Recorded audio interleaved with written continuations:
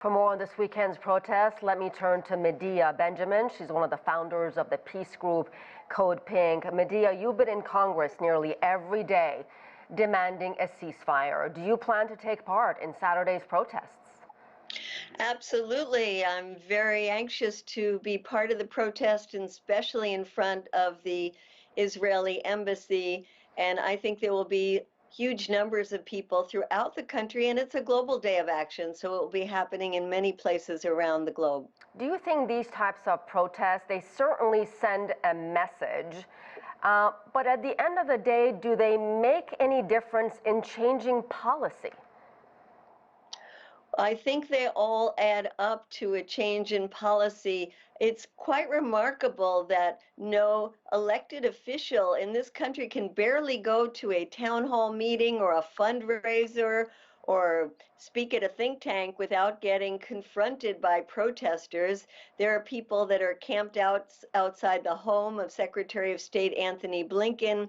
There are protests at the home of Congress people all over, as well as when President Biden is home, there are protests there. It is happening everywhere. I happen to be doing them in Congress, and we are joined by people who are coming not only from DC and the outlying regions like in Maryland and Virginia, but people come in from all over the country. They fly in from California. Somebody drove today in from Delaware. They take the train in from New York.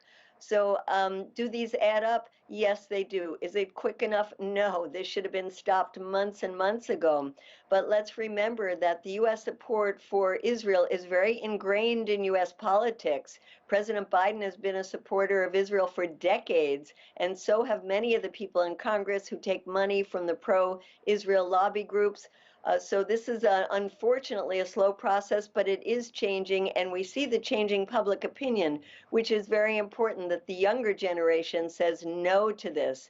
We've That is also part seen, of a change. yeah, and we've also seen really extreme acts of protest with this young 25-year-old airman, Aaron Bushnell, who died after setting himself on fire in front of the Israeli embassy. I mean, what does that tell us? That tells us that there are people who feel a sense of betrayal, a sense of despair that our government is not representing. You look at the opinion polls and they show that 70% of the people want a ceasefire, and yet we are not getting that.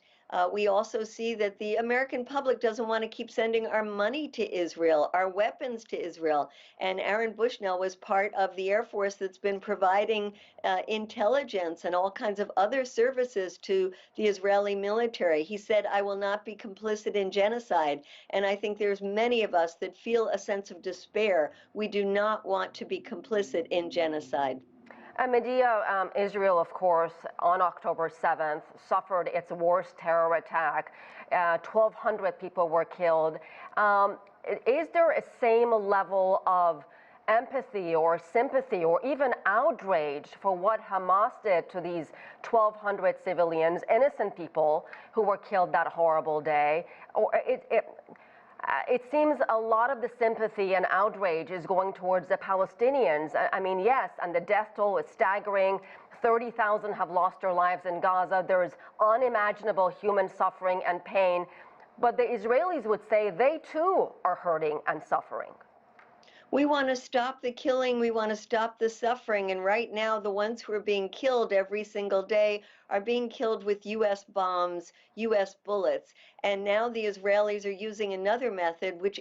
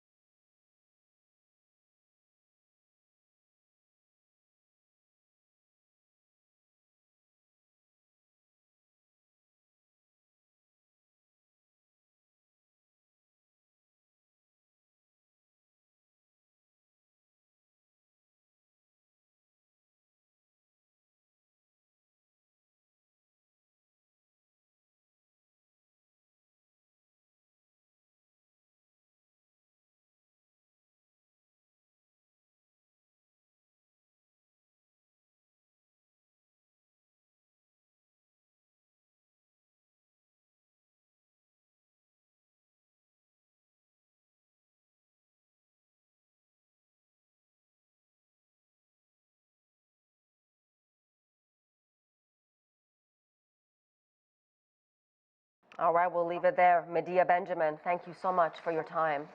Thank you.